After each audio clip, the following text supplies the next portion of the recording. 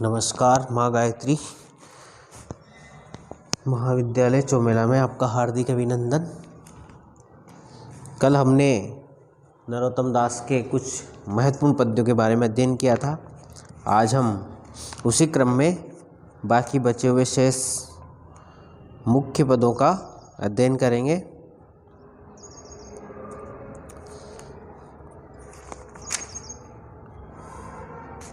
कल हमने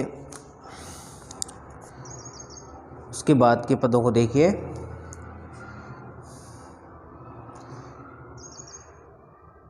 प्रस्तुत पद में सुदामा के प्रति उनकी पत्नी की ये बात भगवान के प्रति उनके प्रेम और भक्ति को प्रकट करती हुई व्यक्त करती हुई वो कहती हैं, हु जे कनावड़ो 12,000 लो जो ही तू दयान दीन दयाल सो पाइए। तीनहु लोक के ठाकुर है तिनके दरबार जात न ल जाइए।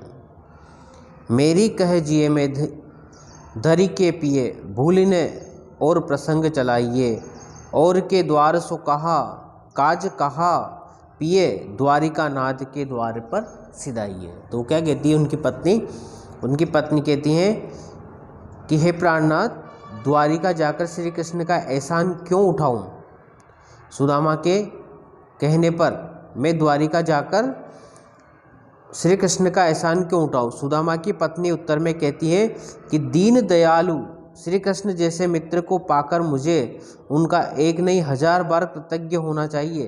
हूँ जो कनावड़ो 12,000 लो जो ही तो दीन दयाल सो पाइए। मतलब भगवान के मित्र होने का अर्थात उनका एहसान हमें 1000 बार एहसान मानना चाहिए, उनका 1000 बार कृतज्ञ होना चाहिए। वे तो त्रिभुवन के स्वामी हैं अर्थात तीनों लोकों के स्वामी हैं। उनके राज दरबार में जाने में कौन सा संकोच है, अर्थात उनके राज दरबार में जाने में हमें किसी प्रकार का कोई संकोच नहीं होना चाहिए। कैसा संकोच? प्राणनाथ, और कोई विचार मत कीजिए और मेरी बात को हृदय में धारण करके दूसरों के द्वार पर जाने से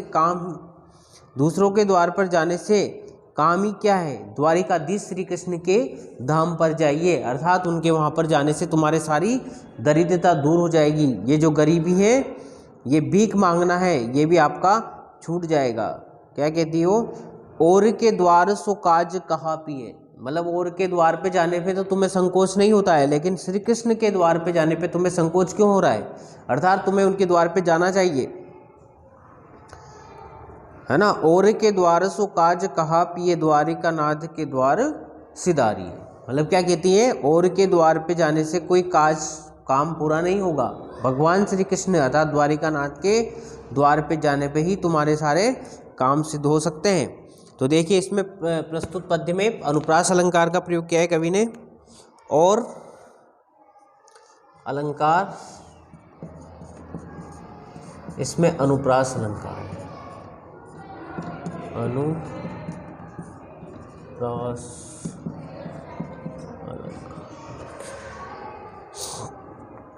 और देखिए सुदामा की पत्नी का तर्क वजनदार है, क्योंकि दूसरों के द्वार पर भीख मांगने से तो अच्छा है कि श्री कृष्ण के पास ही चले जाना चाहिए। कितना बढ़िया तर्क देती है कि भाई दूसरों के सामने हाथ फैलाने से क्या फायदा।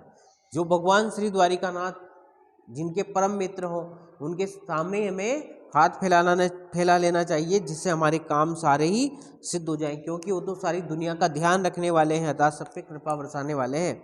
तो देखिए अगले पद में, प्रस्तुत पद में श्री कृष्ण के पास द्वारिका न जाने के संबंध में अपनी कठिनाई का चित्रण करते हैं। सुदामा जी कहते हैं कि निर्धनता के कारण उसके पास भगवान कृष्ण को भेंट देने के लिए 4 चावल तक तो नहीं है। मतलब कहते हैं कि मैं अगर श्री कृष्ण के पास जाऊं तो उनके पास क्या लेके जाऊं, अर्थात उनको क्या भेंट चढ़ाऊं, ये उनकी दुविधा उनके मन में चलती रहती है। और क्या कहते हैं वो, द्वारिका जाहूजू आटहु जाम ये जग तेरे। जो न कहियो कहिए तो बड़ो दुख जय कहाँ अपनी गति है रे। द्वारन खरे प्रभु के छरिया तह भूपति जानन पावन नेरे। 5 सुपारी ते देखु विचारी के भेंट को चारिन चाउर मेरे।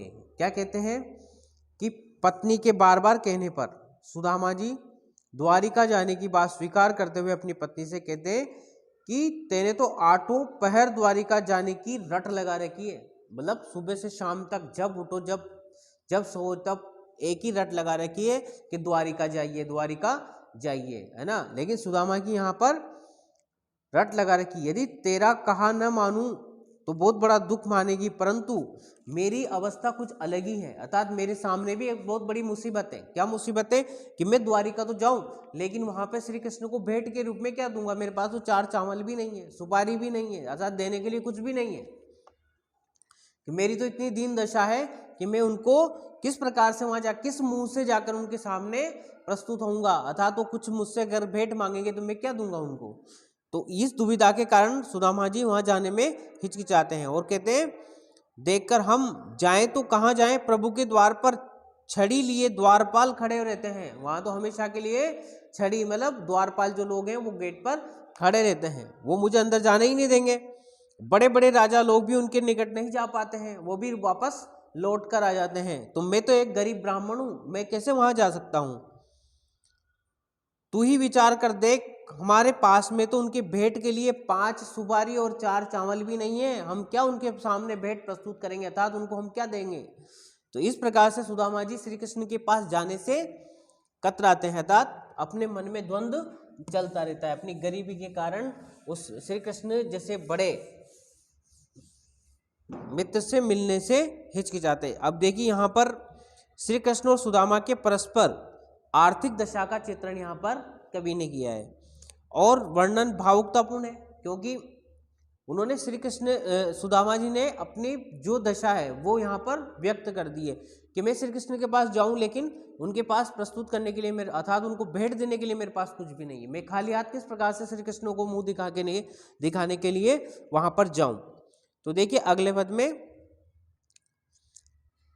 अगले पद में सुदामा जी द्वारिकापुरी पहुंच गए और द्वारिका के वैभव और गगनचुंबी भवनों को देखकर उनकी दृष्टि चुंदिया गई। मतलब जिसने पहली बार इतना चकाचौंधपूर्ण वातावरण जो देखा तो उनकी आंखें चकाचौंध हो गई, मतलब उनको आंखों से कुछ विश्वास ही नहीं हो रहा कि मैं कहाँ खड़ा हूं, एकदम से विस्कुल हो गए, उसकी दृष्टि चुंदिया गई। और इस प्रकरण का वर्णन कवि यहाँ पर करते हुए कहते हैं दीटी चकाचौंध गई देखत सुवई मई, एक तो सुदर एक द्वारिका के भुवन है, पूछे बिन को कहूँ काहू सो न करे बात, देवता से बेटे सज सादी सादी मौन है, देखत सुदामे धाय पोर जन गहे पाए, कृपा करी कहो विप्र कहाँ कीनी गोन है, धीरज अधीर के हरन पर पीर के बताओ बलवीर के भवन कहाँ यहाँ कौन है। तो सुदामा जी कहते हैं कि द्वारिका एक सुंदर नगरी है, इतनी सुंदर नगरी है कि उसके भवनों को देखकर सुदामा की दृष्टि चकाचौंध हो गई, अर्थात उनको कुछ भी नजर नहीं आ रहा, क्या करें, मतलब एकदम से आश्चर्यचकित हो गए। वहां के नागरिक बड़े सभ्य और शिष्ट थे। क्या वर्णन करते हो, कहते हैं एक थे सुदर एक द्वारिका के भवन है, पूछे बिन कोहू काहू सो न करे बात। वहां के नागरिकों की वो कहते हैं कि वहां के लोग बहुत बड़े सभ्य लोग थे, शिष्ट लोग थे, बिना पूछे किसी से कोई व्यर्थ में बात नहीं कर रहा था। क्या विशेषता थी वहां के लोगों की कि बिना पूछे आपस में कोई बात नहीं कर रहे थे, तथा देवता की भांति मौन धारण किए हुए सब अपने अपने काम में व्यस्त थे। सुदामा को देखते ही नगर निवासियों ने दौड़कर उनके पैर पकड़ लिए और उनसे पूछने लगे, हे विप्र देवता, कृपा करके बताइए तो सही आप कहाँ जा रहे हैं। क्या पूछा, पूछे बिन कहू काहू सो न करे बात, देवता सो बेटे सत्र सादी सादी मौन, सभी मौन साध कर बैठे रहते हैं। लेकिन जैसे उन्होंने सुदामा को देखत सुदामे धाय पाए जन गहे पाए, मतलब जैसे सुदामा को देखा तो सारे के सारे लोग दौड़ और नगरवासी दौड़ पड़े और सुदामा जी के पांव में गिर गए। कृपा करी कहो विप्र कहाँ के गौन है, वो कहते हैं विप्र कृपा करके हमें ये बताइए आपको जाना कहाँ है। सब इस तरह से पूछने लगे, सभी ने उन सुदामा जी के पैर पकड़ लिए। और आप कहाँ जा रहे हैं। उत्तर में सुदामा जी ने कहा, अधीर जनों को धैर्य दिलाने वाले तथा दूसरों के दुख को दूर करने वाले श्री कृष्ण के भवन कौन सा है, अर्थात उनका मकान कहाँ है, श्री कृष्ण का भवन कहाँ पर है, मुझे उस भवन में ही जाना है, अर्थात मुझे वहां ले चलिए। धीरज अधीर के हरण पर पीर के, क्या कहा है कि सुदामा ने उत्तर में कहा कि अधीर जनों को धैर्य दिलाने वाले, है ना, धीरज अधीर के हरण पर पीर के, मतलब दूसरों के दुख को हरण करने वाले। श्री कृष्ण कौन है, दूसरों के दुख को हरण करने वाले और धीरजहीन मनुष्य को धीरज दिलाने वाले तथा दूसरों के दुख को दूर करने वाले श्री कृष्ण के भवन कौन है, बताओ बलबीर के भवन यहाँ कौन है, अर्थात यहाँ पर बलबीर है ना, भगवान श्री कृष्ण का भवन कौन सा है, उसका रास्ता मुझे बता दीजिए, मुझे उनके पास जाना है। तो देखिए इसमें विशेष में अलंकार पूर्णोपमा अलंकार है, इसमें अलंकार पूर्णोपमा,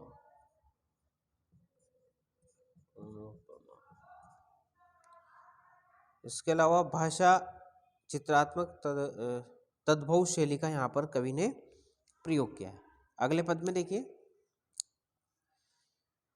यहाँ पर सुदामा की दीन दशा का चित्रण किया गया है। सुदामा की दीन दशा कैसी है, किस तरह से वो वहाँ पर जाते हैं, कैसी दशा में वहाँ पर भगवान श्री कृष्ण के पास पहुँचते हैं, और इसका पता पूछने पर द्वारपाल ने उसे भगवान के भवन के सामने खड़ा कर दिया सुदामा जी को, और सामने खड़ा करने के बाद वह द्वारपाल श्री कृष्ण के समक्ष जाकर के उसका मार्मिक चित्रण करते हैं कि उसकी दीन दशा कैसी, मतलब उस जो आया है व्यक्ति आपसे मिलने वो किस तरह का है ना, उसका यहाँ पर कवि ने सुंदर चित्रण किया है।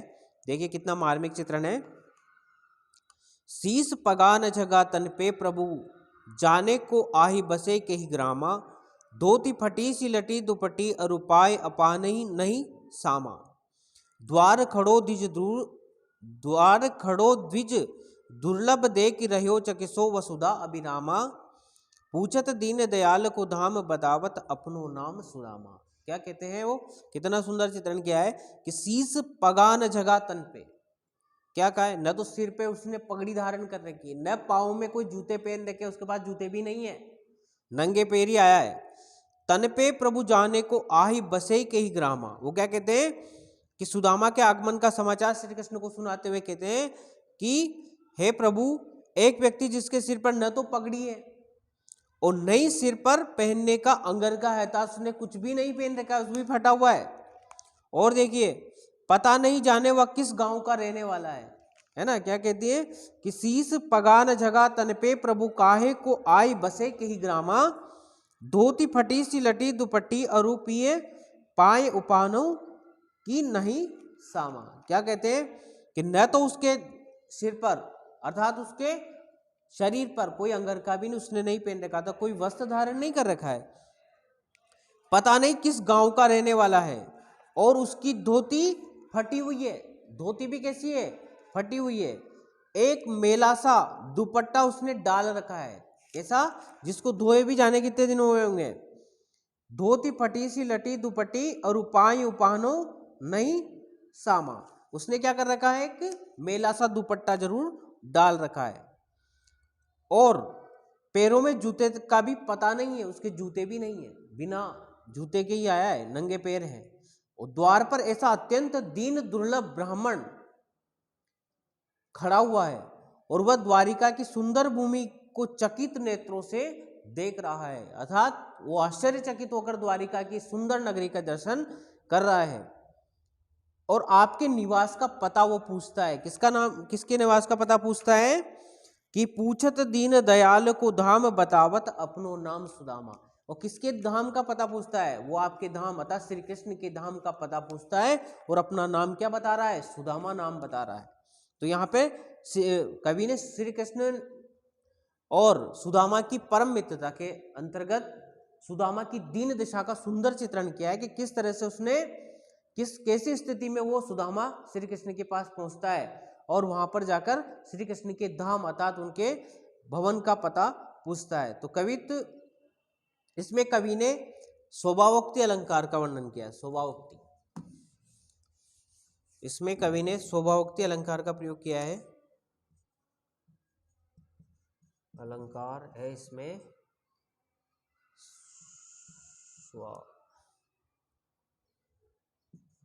स्वभावोक्ति, स्वभावोक्ति अलंकार है। कवि नरोत्तम दास की चिता निश्चय। चलो अगले पद में देखिए, बोलियो। तो प्रस्तुत पद में सुदामा का नाम सुनते ही सब कार्यों को छोड़कर अपने मित्र से मिलने के लिए श्री कृष्ण किस प्रकार से दौड़ते हैं, अर्थात अपने सब काम काज छोड़ देते। जैसे सुदामा का नाम सुनते आश्चर्यचकित हो जाते हैं और सब सुध बुद्धि खो देते हैं और भगवान दौड़ पड़े हैं। और इसी अंश का यहाँ पर कवि ने चित्रण किया है। देखिए, बोलियो द्वारपाल सुदामा नाम पांडे सुनी, छाड़े राजकाज ऐसे जो जी की गति जाने को, द्वारिका के नाथ हाथ जोरी धाए गए पाए, भेंट लपटाए ही ऐसे दुख मानो को, नैन दो जल भरे पूछत कुशल हरि, विप्र बोलियो विपदा में मोही पहचानो को, जैसी तुम कीनी तैसी करे को कृपा के सिंधु, ऐसी प्रीति दीन बंधु दीनन पे आनिन को। वो कहते हैं कि द्वारपाल ने जैसे ही सुदामा पांडे का नाम बताया, श्री कृष्ण सारे राजकाज छोड़ दिए, है ना, और अपने परम मित्र से मिलने के लिए दौड़ पड़े। और उस समय उनके हृदय की अवस्था को कौन जान सकता है कि कितना प्रेम उनके हृदय में उस समय सुदामा के प्रति उभरा है, ये कोई अनुभव नहीं करते। उन्होंने सब राजकाज के सारे कार्य छोड़ दिए और द्वारिका के स्वामी हाथ जोड़कर दौड़ पड़े। कैसे? देखिए कितनी परम मित्रता है, एक गरीब ब्राह्मण और कहाँ श्री कृष्ण, लेकिन मित्रता कितनी श्रेष्ठ है, दोनों के बीच के अंदर कितनी घनिष्ठ मित्रता है कि वो हाथ जोड़ करके किसके पास जा रहे हैं, सुदामा के पास दौड़ के जा रहे हैं। उन्होंने सुदामा के पैरों को पकड़ लिया, हृदय से लिपटकर भेंट की, भला श्री कृष्ण के सिवा अपने मित्र का दुख इस प्रकार कौन प्रकट कर सकता है, अर्थात कौन जान सकता है और कौन अनुभव कर सकता है। दोनों ने नेत्रों में जल भरकर श्री कृष्ण सुदामा की कुशल से पूछने लगे, अर्थात आप कैसे हो, इस प्रकार की बातें उन्होंने किए। विप्र बोलियो विपदा में मोही पहचानों को, जैसी तुम कीनी तैसी करे को कृपा के सिंधु, ऐसी प्रीति दीन बंधु दीनन पे आनन को। वो क्या कहते हैं, सुदामा जी ने कहा विपत्ति के समय आपके सिवाय मुझे और कौन पहचान सकता है, अर्थात मेरे ऊपर बहुत बड़ा संकट आया हुआ है, अर्थात मैं बहुत गरीब हो गया हूँ, है ना, और इस समय अब मुझे आपके सिवा और कोई पहचान नहीं सकता, क्योंकि भगवान ही गरीब व्यक्ति को पहचान सकते हैं, अर्थात दीनों का उद्धार करने वाले वही श्री कृष्ण है जो उसको पहचान सकते हैं। हे कृपा के सागर, जैसा प्रेम पूर्ण व्यवहार आपने मेरे साथ किया है, ऐसा प्रेम है दीन बंधु अन्य कोई नहीं कर सकता है, अर्थात दीनों का उद्धार करने वाले ही इसका ऐसा प्रेम कर सकते हैं। बाकी इस संसार सागर में तो कोई किसी के पास इतना सामर्थ्य नहीं है कि गरीब व्यक्ति से, अर्थात इस प्रकार से गरीब व्यक्ति का उद्धार कर सके और उससे इतना प्रेम कर सके। तो देखिए यहाँ पर श्री कृष्ण और सुदामा के मिलन का मार्मिक चित्रण है। यहाँ पर क्या है, श्री कृष्ण और सुदामा के मिलन का एक मार्मिक चित्रण, और इसमें उदात्त अलंकार की प्रतीति हुई, उदात्त अलंकार की यहाँ पर प्रतीति हुई है। तो देखिए अगले पद में, अपने निर्धन सखा को आदर करके कृष्ण ने अपनी उदारता दिखाई है। अपनी उदारता दिखाते हुए उसको देखकर इंद्र आदि पर क्या प्रतिक्रिया हुई, उसी का यहाँ पर कवि ने चित्रण किया है। देखिए, लोचन पुरी रहे जल सो प्रभु दूरी ते देखत ही दुख मेटियो, सोच भयो सुर नायक के कल्प द्रुम के हित मांझ सेकटियो, कंप कुबेर हियो सरस्यो परसे पग जल सुमेर समेटियो, रंक ते राउ भयो तब ही जब ही भरी अंक रमापति भेटियो।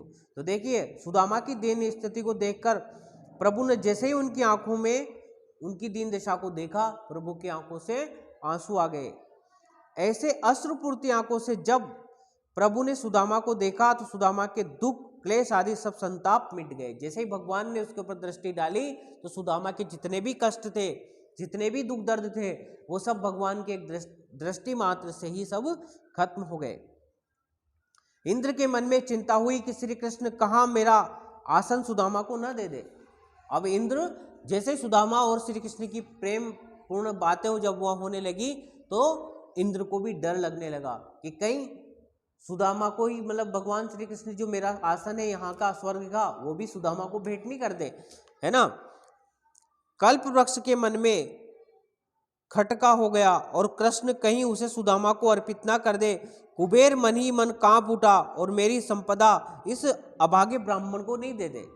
मतलब सबके मन में क्या होने लगा है, कंप कुबेर हियो सरस्यो परसे पग जल सुमेर समेटियो। मतलब कुबेर को भी डर लगने लगा है कि सारी जो संपदा है वो सुदामा को नहीं दे, गरीब ब्राह्मण को नहीं दे दे, भगवान दान नहीं दे दे। जो ही कृष्ण ने सुदामा को अंक में लगाया था तो अपने गले लगाया तो सुमेरु भी सिमट गया, सुमेरु पर्वत भी सिमट गया।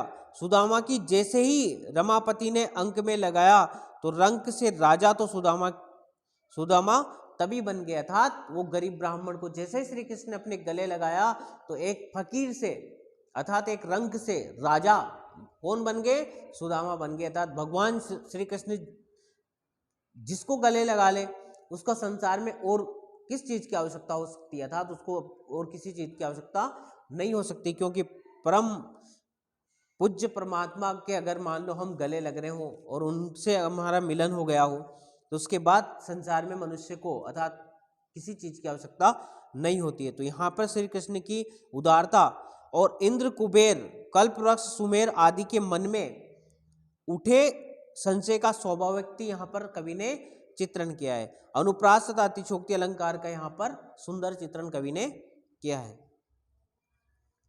अगला देखिए, अगले पद में सुदामा की स्थिति को देखिए कैसी, मतलब किस प्रकार से वो जब चल के आए तो उनके पांव फटे हुए थे, पैरों में बीवाएं चल रही है, कांटे उनके पैरों में चुभे हुए हैं, है ना। और इस स्थिति को देखकर श्री कृष्ण भगवान सुदामा से कहते हैं, वैसे उनकी बीमारी और पांव को देखकर प्रभु व्यतीत हो जाते हैं, बहुत दुखी हो जाते हैं और उनके इसी स्थिति का वर्णन कवि यहाँ पर करते हुए कहते हैं, ऐसे बिहाल बिवायन सो पग कंटक जाल लगे सुनी पुनि जोए, हाय महादुख पायो सका तुम आए इते नहीं किते दिन खोए। क्या कहते हैं श्री कृष्ण कि हाय महादुख पायो सका तुम आए इते नहीं इते न किते दिन खोए, देख सुदामा की दीन दशा करुणा करके करुणा निधि रोए, है ना। सुदामा की दीन दशा को देख करके करुणा निधि अर्थात भगवान श्री कृष्ण रोने लग जाते हैं। पानी परातों को हाथ छुओ नहीं नैनन के जल से पग धोए। क्या कहते हैं, सुदामा के पैर धोने के लिए श्री कृष्ण ने जल मंगवाया, परंतु सुदामा के पैर को देखकर वह कहने लगे कि तुम्हारे पैर तो बीवाइयों से इस प्रकार फटे हैं, कांटों के समूह ने उसे इस प्रकार से कष्ट पहुंचाया है। हे मित्र, तुमने सचमुच बहुत दुख उठाया है। श्री कृष्ण उनकी दीन दशा को देखकर कहते हैं, ऐसे बिहाल बिवायन सो पग कंटक जाल लगे पुनि जोए, है ना। हाय महादुख पायो सका, हे मित्र तुमने इतना दुख क्यों सहन किया है ना, और तुमने इतने दिन तक ये दुख क्यों सहन किया है। तुम आए इतने किते दिन खोए, अर्थात इतने दिन से तुम मेरे पास क्यों नहीं आए, तुमने इतना समय क्यों गंवा दिया, इतना कष्ट क्यों सहन किया। वो कहते हैं कि इस प्रकार सुदामा की दीन दशा को देख करके, देखी सुदामा की दीन दशा अर्थात सुदामा की गरीब दशा को देखकर भगवान श्री कृष्ण करुणा करके करुणानिधि रोए, अर्थात करुणा करके दया करके करुणानिधि यानी भगवान श्री कृष्ण रोने लग जाते हैं। और क्या होता देखिए, पानी परातों को हाथ छुओ नहीं नैनन के जल से पग धोए। भगवान श्री कृष्ण ने सुदामा के पांव धुलाने के लिए पानी मंगवाया होता, परात में मतलब जल का एक पात्र मंगाया हुआ था, लेकिन उस परात के पानी को अर्थात उस पात्र के पानी को उन्होंने छुआ तक नहीं। और यहाँ पर क्या क्या कहा है कवि ने, पानी परातों को हाथ छुओ नहीं नैनन के जल से, अर्थात नैनों से निकलने वाले आंसुओं से सुदामा जी के पैर धुला दिए। अर्थात क्या कहा, पहले से ही क्यों नहीं आ गए। और वो कहते हैं कि श्री कृष्ण से आद्र होकर रोने लगे, जल से भरी हुई परात को उन्होंने हाथ तक नहीं लगाया। और देखिए, और अपनी आंखों से गिरते हुए आंसुओं के द्वारा ही सुदामा के पैर उन्होंने धो दिए हैं। तो यहाँ पर देखिए कवि ने पैर धोने की व्यंजना की है और इसमें सवैया छंद है और अतिशयोक्ति अलंकार है। अतिशयोक्ति अलंकार इसलिए है क्योंकि बहुत बड़ा चढ़ा का वर्णन कर दिया है, क्योंकि क्या कहा है इसका ना, पानी परात को हाथ छुओ नहीं, नैनन के जल से पग धोए, है ना। पानी को तो हाथ ही नहीं लगाया, है ना, और उससे पहले ही नैन मतलब आंसू रूपी जल से उनके पैर धुला दिए। तो यहाँ पे एक अतिशयोक्ति अलंकार का सुंदर प्रयोग कवि ने किया है। तो देखिए इसमें छंद कौन सा है, सवैया छंद है। इसमें छंद है सवैया, और अलंकार है इसमें अतिशयोक्ति और स्वभावोक्ति।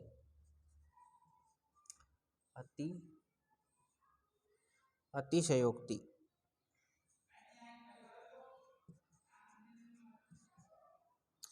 अलंकार का प्रयोग किया गया है।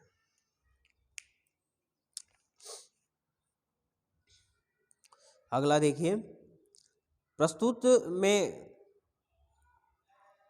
सुदामा कृष्ण मिलन पर अपनी कांख में दबाए हुए चावलों की पोटली को संकोच के कारण उन्हें नहीं दे पा रहे हैं, और कृष्ण ने ये जानकर सुदामा से कहा है, मतलब सुदामा जी क्यों छिपा रहे थे, क्योंकि बेचारे गरीब थे और वो सोच रहे कि ये तो कितने बड़े आदमी हैं, किस प्रकार से मैं एक छोटा सा चावल उनको भेंट करूं, ये क्या मेरे बारे में सोचेंगे, इस प्रकार का संकोच उनके मन में हो रहा है, और उन्होंने उसके पोटली को अपनी खाक में दबा रखा है।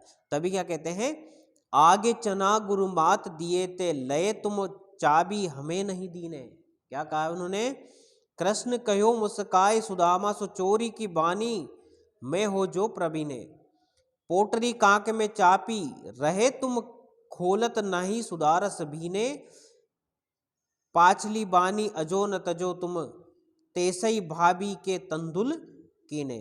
वो कहते हैं हमेशा लगता है कि तुम चोरी की आदत हमेशा के लिए नहीं भूले हो, तुम्हारी पुरानी जो आदत है चोरी की वो अभी तक तुम नहीं भूले हो। कैसे, आगे चना गुरु मात दिए हैं। क्या कहा उन्होंने कि आदत में हमेशा तुम्हारे चोरी की आदत में तुम बहुत बड़े प्रवीण हो। तुम्हें याद होगा कि एक बार पहले गुरु माता ने खाने के लिए चने दिए थे। क्या दिए थे, चने दिए थे। आगे चना गुरु मात दिए थे, लय तुम चाबी हमें नहीं देने, अर्थात तुम अकेले ही उनको चबा गए थे, तुमने मुझे खाने के लिए नहीं दिए थे, खाने के लिए तुमने उन्हें लेकर अकेले ही चबा लिए थे।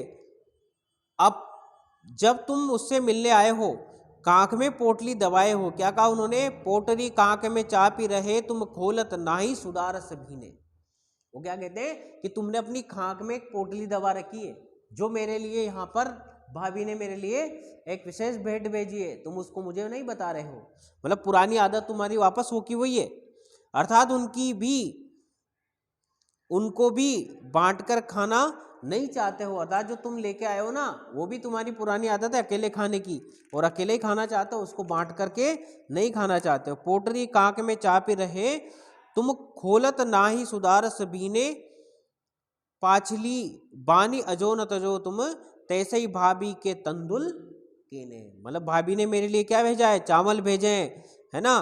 तुम सनई रूपी अमृत के रस से भीगे हुए भाभी के चावलों को भी गुरु माता के चनों का रूप दे रहे हो, अर्थात भाभी ने मेरे लिए जो भेंट भेजी है उसको तुम छुपाना चाहते हो, अर्थात अकेले ही खाना चाहते हो, और उसको भी तुम किसका रूप देना चाहते हो, चनों का रूप देना चाहते हो। तो देखिए यहाँ पर श्री कृष्ण ने बहुत ही सहज भाव से मित्र के मन में समाये हुए संकोच को व्यक्त किया है, और स्मरणांक अलंकार का यहाँ पर प्रयोग हुआ है। चलिए भाई, बाकी बात हम कल पढ़ेंगे अगले पीरियड में।